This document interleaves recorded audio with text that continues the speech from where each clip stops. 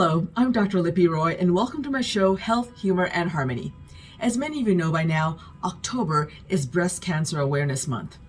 Educating and empowering women about their breast health is deeply important to me. Breast cancer is the most common cancer among women, second only to skin cancer. The American Cancer Society estimates that in the United States in 2022, about 287,000 new cases of invasive breast cancer will be diagnosed. 51,000 new cases of ductal carcinoma in situ will be diagnosed, and about 43,000 women will die from breast cancer.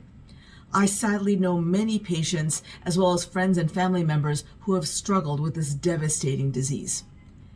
Today's episode, however, will be super special because I'll be speaking to tennis icon Martina Navratilova, who I have idolized since I was a teenager. The 9-time Wimbledon champion sat down to talk to me about her breast cancer journey. Let's get started.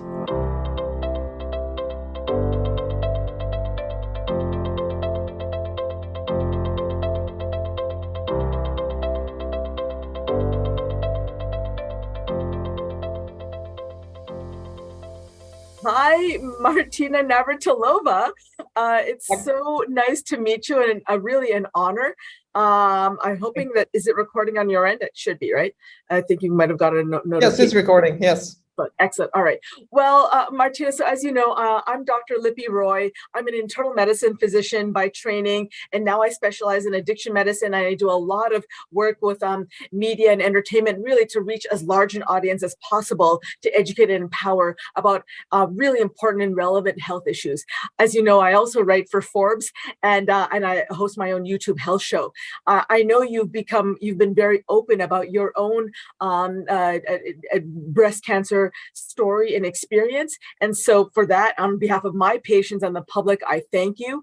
And I really just wanted to start off by asking you, really, why do you think women are continuing to be diagnosed with and die from breast cancer today in 2022? The American Cancer Society said that there were 287,000 new cases of invasive breast cancer and 51,000 new cases of DCIS, or ductal carcinoma in situ, and 43,000 deaths. I know you're not an oncologist, but you are somebody who's been experienced personally. So I'd love to hear your thoughts.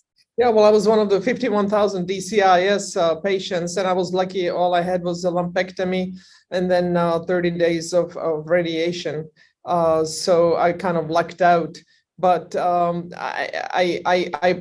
came public. I came out publicly with my diagnosis because I realized, unbeknownst to me, I thought maybe it was 2 years between mammograms because I changed doctors, and I just kind of put it off. And finally, when I did it in DCIS, so once I realized it was 4 years, I'm like, you know what? I got lucky because apparently it happened at the later stages of those 4 years. But if it had happened earlier, who knows where the cancer would have gone? So I felt obliged to speak out and make women aware, because I wasn't aware. And that's why this breast cancer awareness month is important, because we as women take care of everybody else, but we don't take care of ourselves.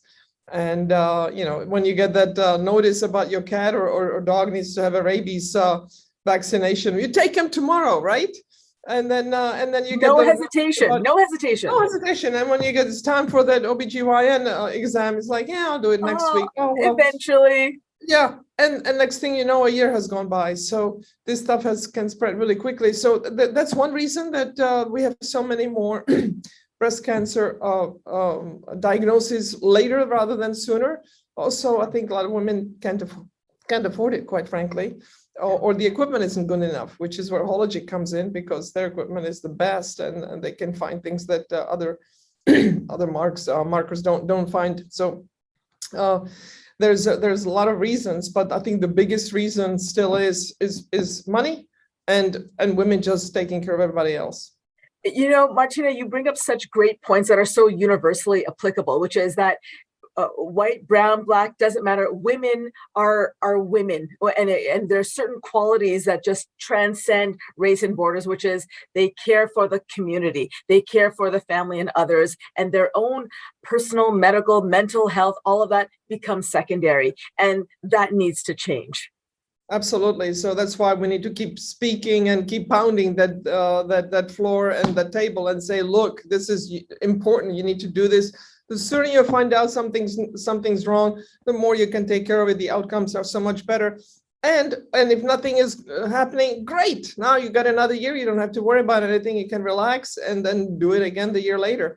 So yes. It's that. I mean, for me, when I got diagnosed, then I had to do it every 6 months, the exam, and it was nerve-wracking. I never was nervous before, but once it became positive, then that day off, it's like you couldn't wait to get the diagnosis just so that I know one way or the other what's going on. I'm one of those, I want to know what's going on. So don't put it off, find out what's going on, and then you can deal with it.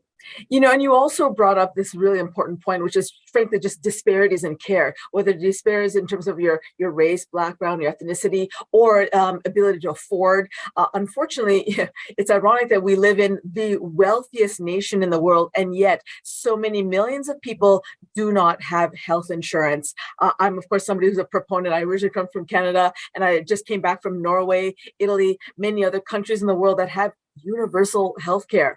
So if we could just manage to get people this right, which is access to high quality health care, then I think things like what you're discussing, what we are discussing now with breast cancer and late diagnoses should become a moot point, right? Absolutely. And people still equate healthcare with socialism, healthcare for everyone, socialism. No, there's nothing socialist about it. It's about the health of the nation, which means better outcomes for everybody, whether it's economical, emotional, mental, physical, all of that. It's nothing but a good thing when everybody has that access. Of course, not everybody can have access to the best doctors, but as they say, 50% of the doctors graduate in the bottom half of their class, but they still know a lot more about it than you do, right? So get help. And if you don't like that doctor, then you can find another one. And that's when that universal healthcare gives you that opportunity to shop around and find a doctor that matches you, that can actually help you and that's on the same page. But it's just crazy that this country doesn't have that. It's crazy. I come from Europe, it's an automatic. And here, speaking of which, I had my radiation. I did it in Paris. This is 12 years ago, because I was with Julia, my wife, then, and it was 1/3 the cost in Paris for the same exact machine as it would have been in America. It was $10,000 instead of $30,000 for the 30 days of radiation. It's insane, right? It's in fact, and frankly, it's infuriating.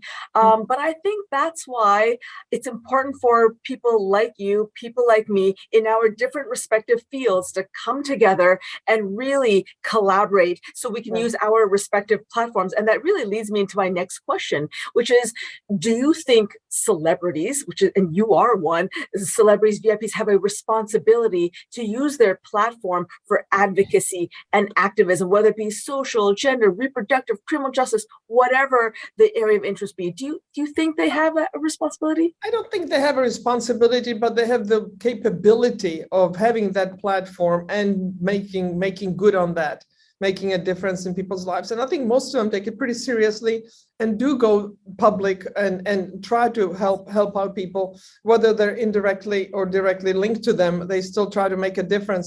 So I don't know if it's a responsibility. I think politicians have that responsibility because they are literally signed up for the job. I didn't sign up to be famous. I just played tennis. But the social media gave me the platform, and I use it quite a lot.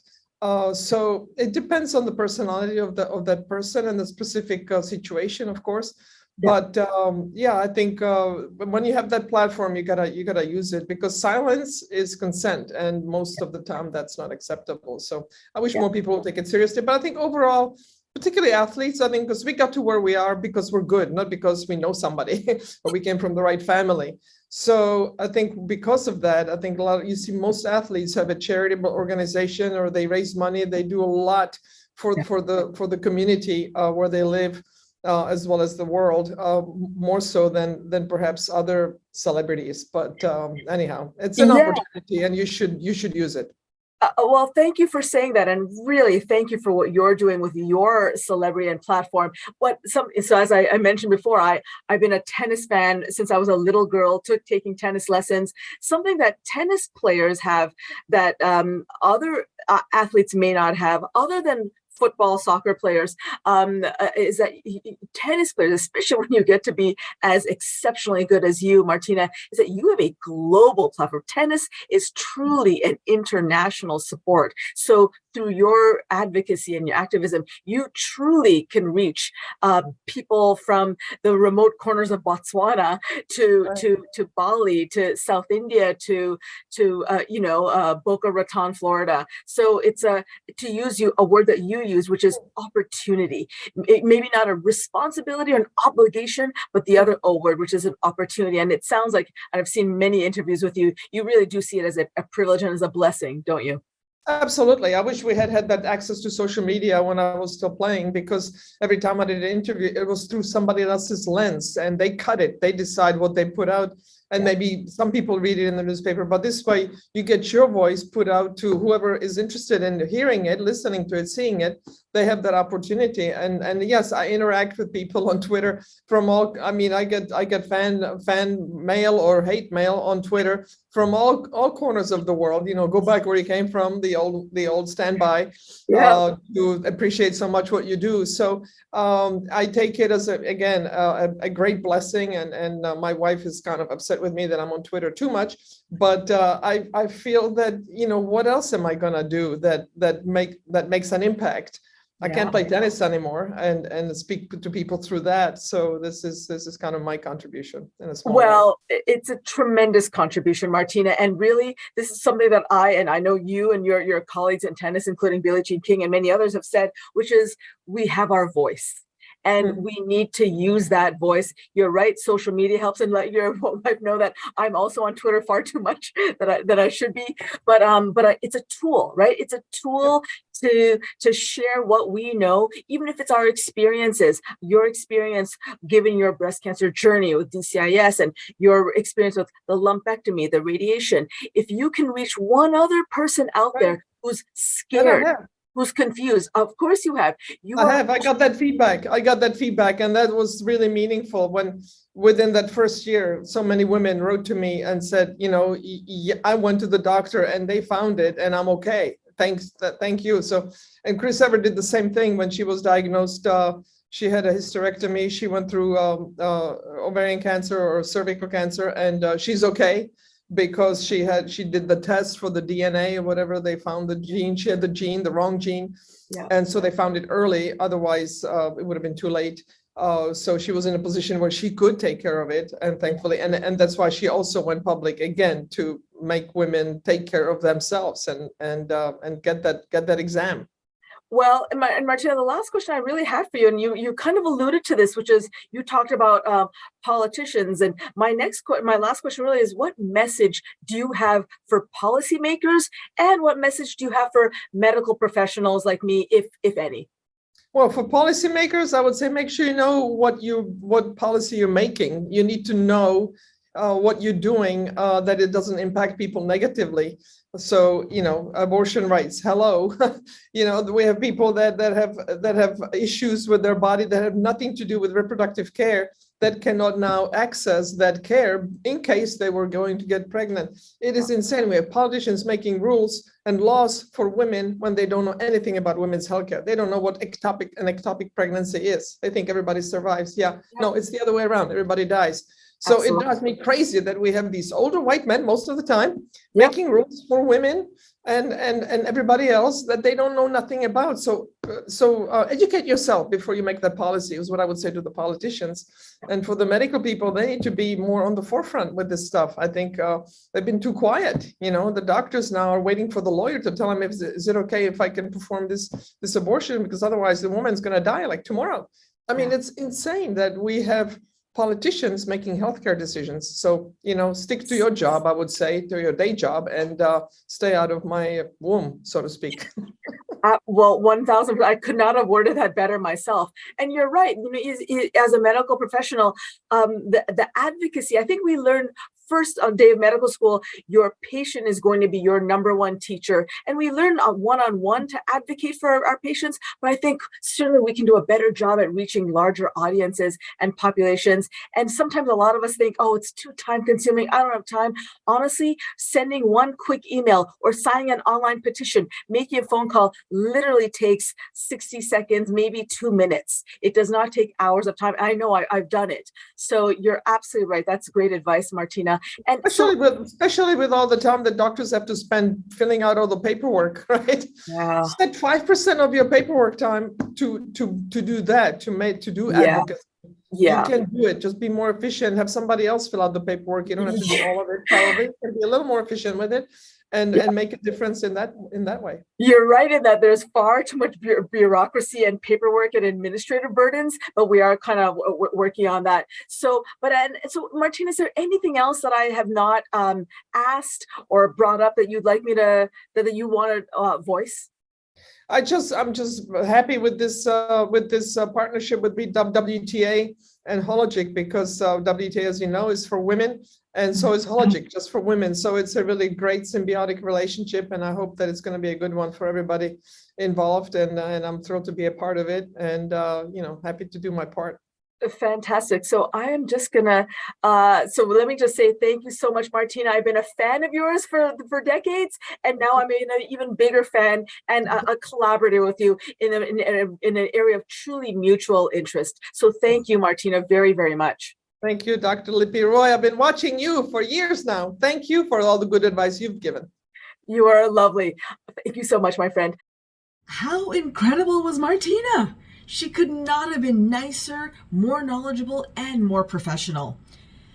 Breast cancer is the leading cause of cancer-related mortality among women, second only to lung cancer. Be sure to get a screening mammogram every 1 to 2 years. Talk to your doctor about the frequency. Remember, the earlier it's detected, the earlier the treatment, and the better the prognosis.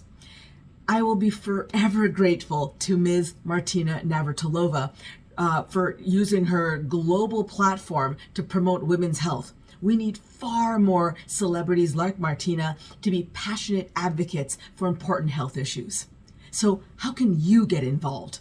Learn more about breast cancer and other women's health issues, donate to or volunteer with trusted sources like the American Cancer Society, CDC, Black Women's Health Imperative, the Susan G. Komen Foundation, and many others. Well, that's all for today. Here's your joke of the day. Why did the dating service for chickens fail? Because they were struggling to make hens meet. Be sure to subscribe to my YouTube channel, write comments below, and follow me on Instagram at Health Humor Harmony Dr. Roy. Be well. I'll see you soon.